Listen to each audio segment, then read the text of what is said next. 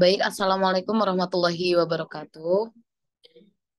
Yang terhormat, Ibu Sita Fatih Adna dan juga Ibu Paskalia Pradanti selaku dosen pengampu mata kuliah analisis real. Baik, di sini kami akan menjelaskan terkait diskusi yang telah kami buat, yaitu tentang materi kekontinuan. Next, Mas.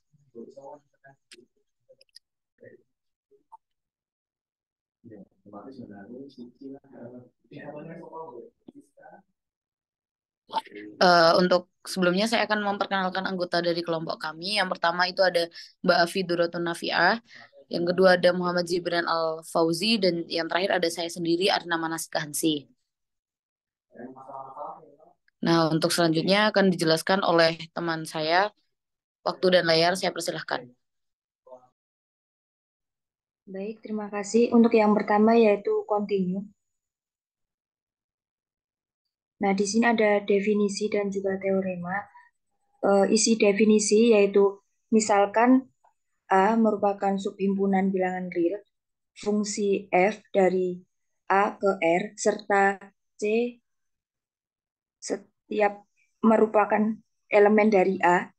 Fungsi f disebut kontinu di titik C jika dan hanya jika untuk setiap L epsilon positif atau lebih dari 0 terdapat delta positif atau lebih dari 0.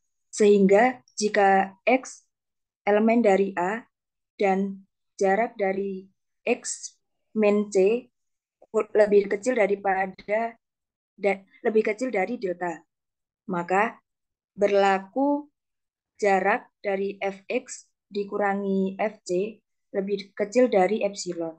Nah, untuk teorema juga dapat dibaca di sini. Next. Nah, berikut merupakan ilustrasi dari teorema di atas.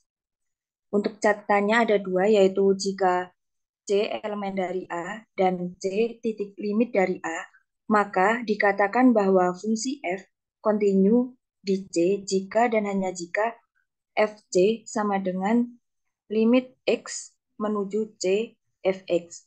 Kemudian yang kedua, jika C elemen dari A dan C bukan titik limit atau titik cluster dari A, maka terdapat suatu lingkungan dari C dengan jarak delta dari C sehingga A irisan lingkungan dari C dengan jarak delta sama dengan C.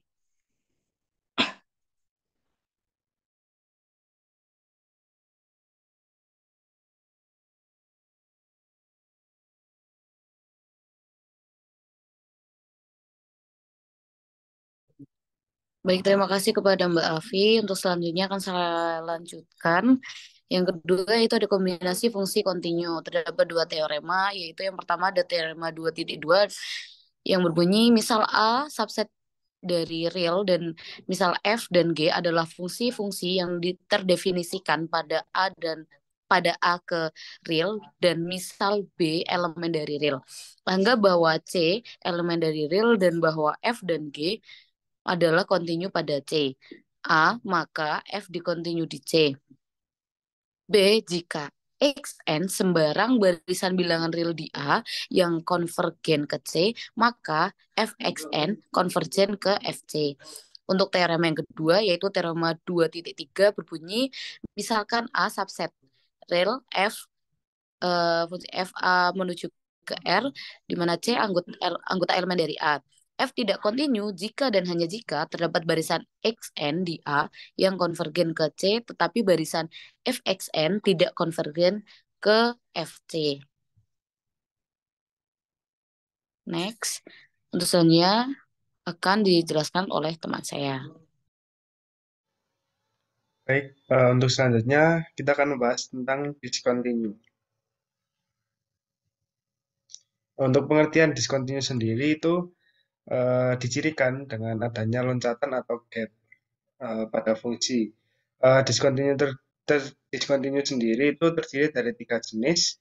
Yang pertama itu tak hingga di A, yang kedua itu loncatan berhingga di A, terus yang ketiga dapat dihapuskan atau dihilangkan di A. Untuk yang tak hingga di A itu jika limitnya baik kiri ataupun kanan itu tak hingga atau tidak ada. Terus yang loncatan berhingga di A itu jika limit kiri dan kanannya itu berhingga namun tidak sama. Dan untuk yang C dapat dihapus jika nilai fungsi dan limitnya itu ada tetapi tidak sama. Untuk limit fx dengan nilai x-nya itu adalah a tidak sama dengan fa. Fx discontinue yang dapat dihapuskan di A jika ada F, demikian sehingga Fx sama dengan Fx. Untuk semua X tidak sama dengan A di dalam domain dan F. Fungsi baru F continue di A. Selanjutnya kita akan membahas kriteria discontinue. Diberikan A subset R dan pemetaan A ke R dan T subset dari A. F tidak continue atau discontinue di titik C jika dan hanya jika xn itu elemen dari A dan maka untuk xn-nya itu konvergen ke C. Xn tidak konvergen ke Fc. Dengan catatan yang pertama, misal pemetaan dari A ke R dan F tidak continue di T, karena F tidak terdefinisi di titik tersebut, terdapat limit F di C yang ada. Anggaplah L itu didefinisikan sebagai F atau pemetaan gabungan dari A dan himpunan C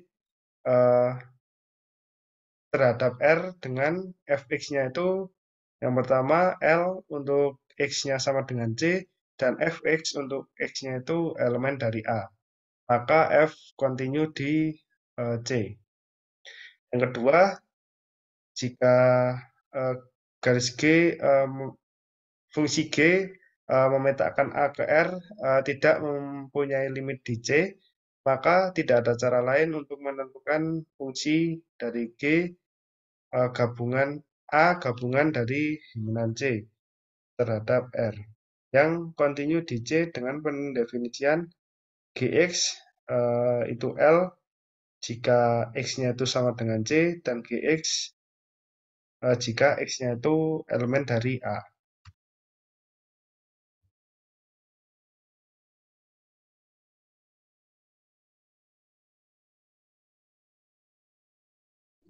Nah, untuk memudahkan dalam memahami materinya, berikut ada contoh soal. Contoh soal yang pertama akan dijelaskan oleh Mbak Afi. Kepadanya saya persilakan.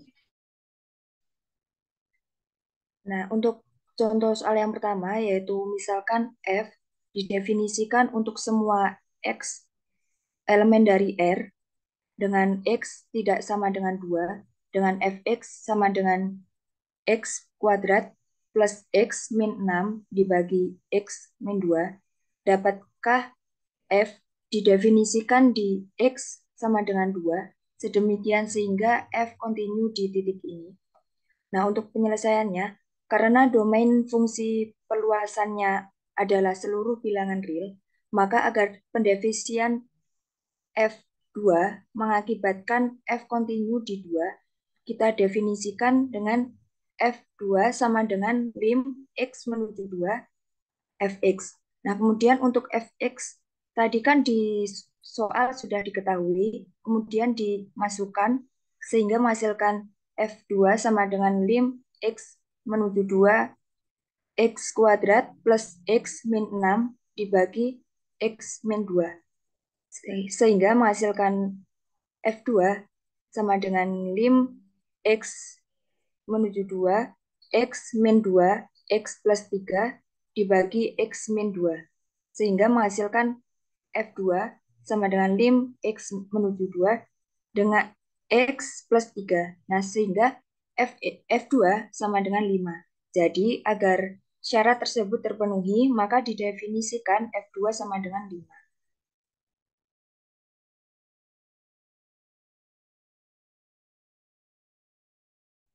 Untuk soal yang nomor 2, yaitu periksalah apakah fungsi berikut kontinu di X sama dengan 1. Penyelesaiannya, untuk mengetahuinya harus diperiksa limit fx dari X menuju 1 sama dengan F1. Untuk sebarang nilai X kecuali X sama dengan 1, maka berlaku min 1 kurang dari sama dengan sin kali 1 per X min 1 kurang dari sama dengan 1. Eh, kemudian X min 1 kuadrat dikali sin 1 per X min 1 kurang dari min 1 min X min 1 kuadrat lebih dari X min 1 kuadrat. Selanjutnya Fx kurang dari X min 1 kuadrat lebih dari min X min 1 kuadrat.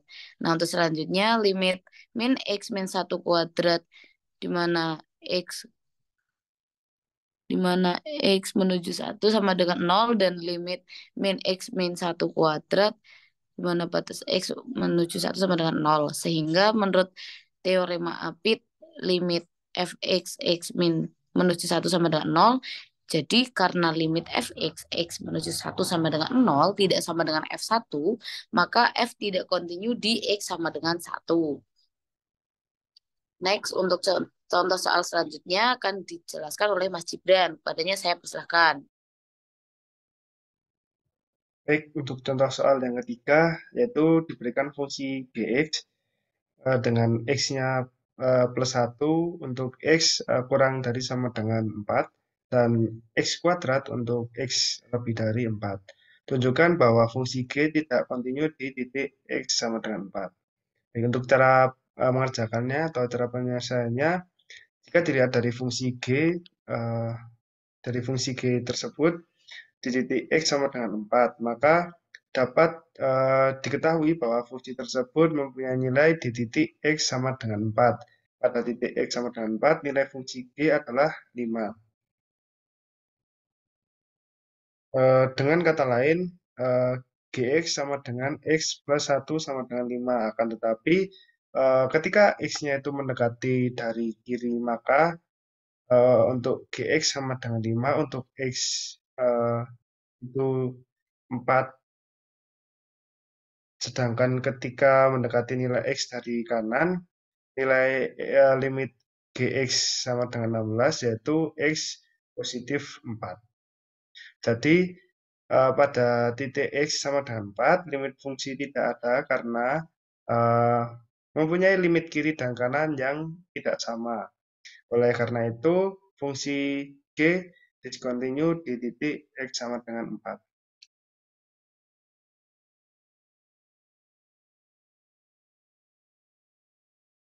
Baik, terima kasih teman-teman. Mungkin sekian pemaparan dari kelompok kami. Terima kasih. Saya harap kamu bisa mendapatkan pengetahuan yang berguna dari presentasi ini. Semoga beruntung.